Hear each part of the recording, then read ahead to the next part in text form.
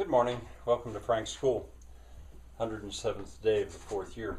The Kings and Queens of England. Finally, in a way, it gets a little easier, I think, for an American, a modern-day American, for example, who doesn't know any of this stuff. Well, you probably know a little bit about this, or if there's any that you know, you're going to know we're coming into an area where you're going to know some of this stuff.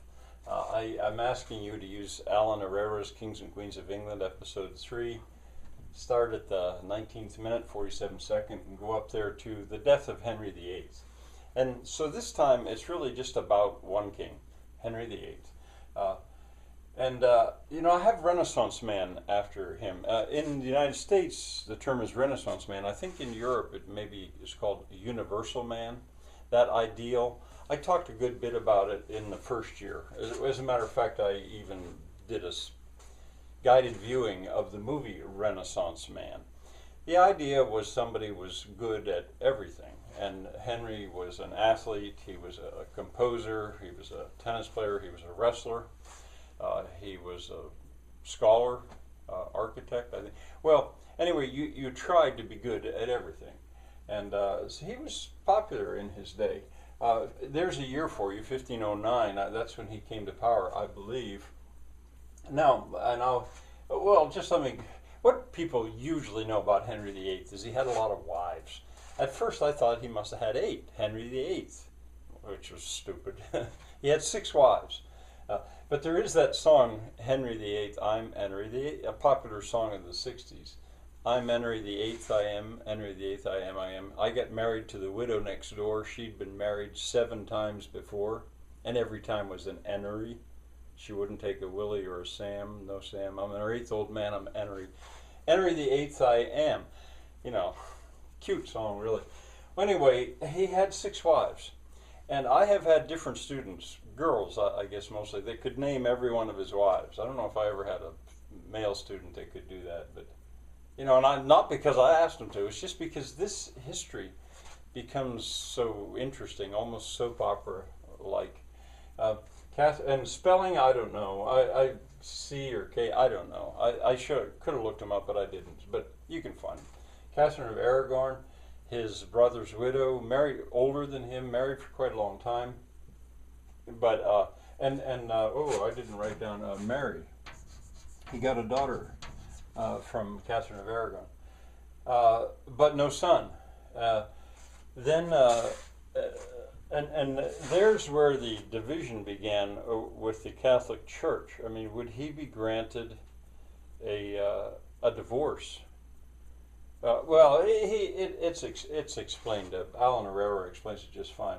Anyway, this might be an E here. I don't know. After her, married, as I say, for quite a long time. And older than him. Anne Boleyn, somehow I don't think that E goes there. She gave him the daughter Elizabeth, and you're going to certainly tomorrow or next episode hear a lot about these two, especially her. She was beheaded. Jane Seymour then was the next wife. She died in childbirth, I think, and got a son, Edward. He actually did. A lot of this wife business, I didn't understand it at first. I thought he just wasn't happy with just one woman. He wanted a son. He felt he had to have a male heir. Well, he got one from Jane Seymour. Then Anne of Cleves from Holland, I think, or maybe Germany. Protestant by now. And then again, Catherine Howard, he likens her to Monica Lewinsky, which is interesting. She gets beheaded. They just agree to, it didn't work. I think Henry found her quite ugly. And then Catherine Parr actually outlived Henry. So there are his wives. And let's see. Now, and his 2 daughters, the son died early. See, in a way, this is easier. Now, meanwhile, stuff that was going on, movable type had been invented, credited usually with Gutenberg, and the Bible had been printed, so it became readily available, and translated into German, Martin Luther, and then in English as well. If I'm not mistaken, Henry VIII had a translation of the Bible made into English. I think it's referred to as his Bible. Sorry that I don't know that for sure. The Protestant Reformation, a huge thing, had gone on and was still going on in Europe. And I'll certainly have more to say about that soon.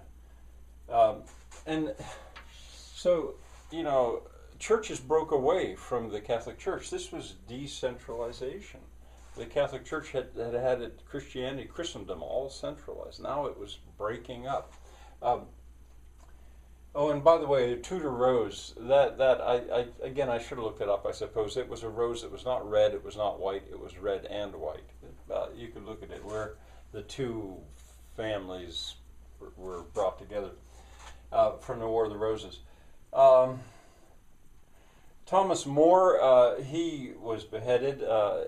He wrote Utopia, and I talked about him earlier when I was dealing with utopian literature of the 1960s, etc. I mean, I dealt a good bit with Utopia, but there's where we get the name, An Imagined Perfect World, which he wrote while he was a captive, before he was beheaded. All right, the dissolution of the monasteries. There's the other thing that you should, if you only know two things about Henry VIII, well, you probably already know about the wives. But the dissolution of the monasteries. He dissolved them. He took their land. He made them stop. And he centralized all that power, which had been in Rome, into his hands. So they use the year he uses the year 1534, as by that time everything was in the king's control. Not only the politics and the economy, but the church as well. Complete centralization. But it's also decentralization, because it was breaking away from Rome. It's a curious combination of the two. And I don't want to beat this subject to death, but it is always there in my mind, because, as I said, I have leaped the fence. I'm going through history. I never really officially studied this stuff. I'm just looking at it from my viewpoint. Well, ragged, I guess. But anyway, I find this much easier than the rest to follow, and I hope you do as well. See you tomorrow.